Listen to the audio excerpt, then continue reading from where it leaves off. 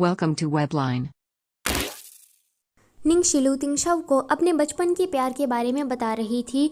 लू तिंगशाओ कहता है कि वो सुयान था ना। निंगशी कहती है कि हाँ, उसके बचपन में लंग्स काफ़ी कमज़ोर थे, इसीलिए मैं हमेशा ही उसे उठाकर घर ले जाती थी। वो मेरे बचपन का स्वीट हार्ट है। तो लू तिंगशाओ कहता है कि पर वो तुम्हारे लिए ठीक नहीं है। निंगशी कहती है कि हम टॉपिक से बाहर जा रहे हैं, चलो उसी बात को कंटिन्यू करते हैं। मेरे बायोलॉजिकल पेरेंट्स को मुझसे ज़्यादा जुलाव पसंद थी, इसलिए उन्होंने जुलाव को अपने पास रखा और मुझे दूर कर दिया। हम दोनों ही 18 की हो गई थी। जुलाव को एक अच्छी यूनिवर्सिटी में पढ़ाया गया और मैं एक गांव की कवाड़ लड़की थी। मैं बहुत ही ज़्यादा भोली थी। मुझे ऐसा लगता था कि जुलाव मेरी बेस्ट फ्रेंड है। वो बहुत ही ज़्यादा चालाक थी। वो हमेशा ही कोई ना कोई प्लान बनाया करती थी मुझे उस अपर क्लास सोसाइटी से दूर करने के लिए। एक दिन वो कामयाब भी हो गई।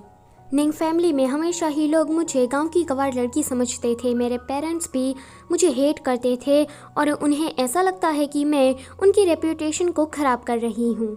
आज सेट पर जुलाव मेरी वजह से हर्ट हो गई। मेरे बायोलॉजिकल फादर कह रहे थे कि ये सारी मेरी ही गलती है, ये मैंने जानबूझकर किया है, और मेरी माँ ने तो मुझे चाटा ही मार दिया। उन लोगों ने मुझे ये तक नहीं पूछा कि हुआ क्या था, डायरेक्टली मुझ पर क्रिमिनल चार्ज लगा दिए।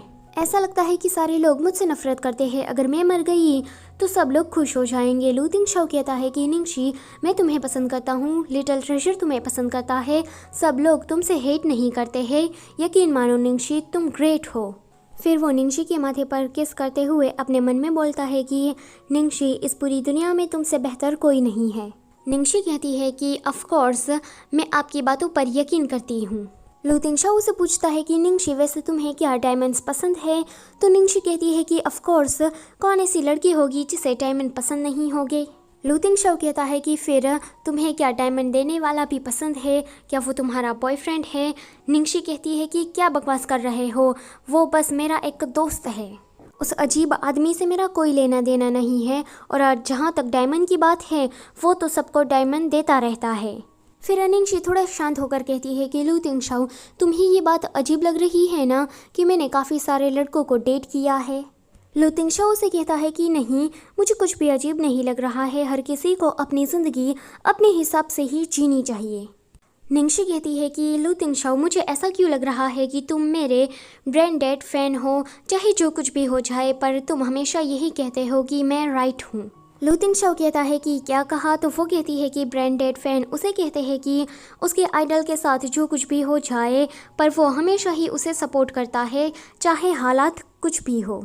लू तिंगशाओ कहता है कि हाँ, मैं हूँ तुम्हारा ब्रांडेड फ़ैन।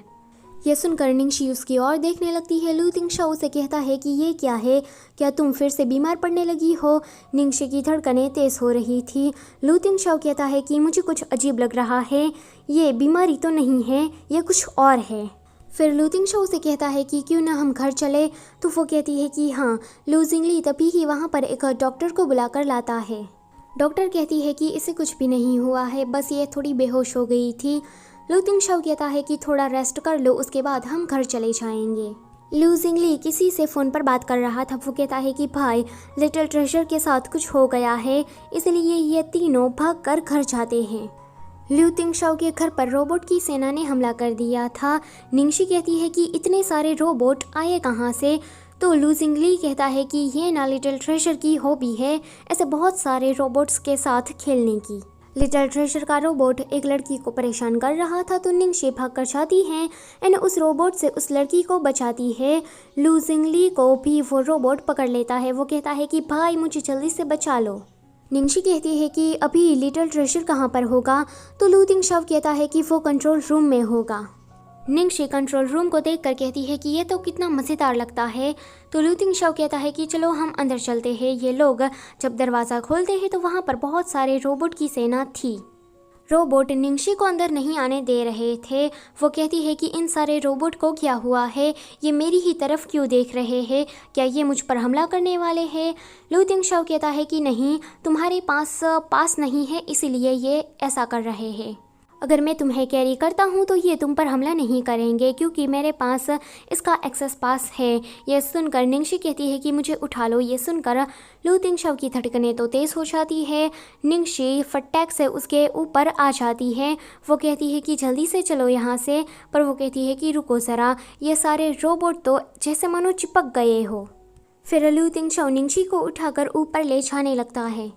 एक बड़ा रोबोट निंगशी पर हमला करने वाला था, पर लू तिंगशाओ निंगशी के आगे आ जाता है, जिस वजह से वो रोबोट रुक जाता है। सो आज के लिए बस इतना ही। Don't forget to like, share and subscribe. Thank you for watching.